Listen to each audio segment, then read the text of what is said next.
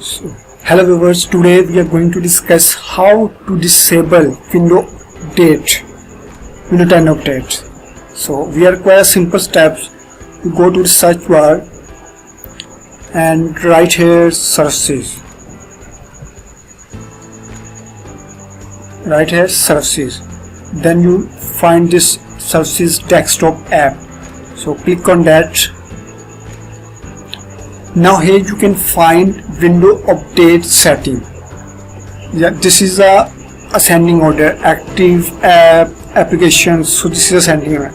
Windows started from W. So scroll down and end of the W is the end of the capital letters. So you scroll down and here you can find window update, window times and window update. Now double click on that update, double click on.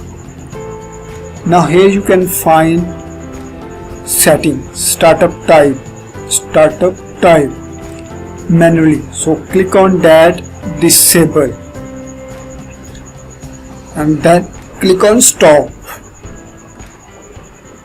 here, then click on apply and click on OK.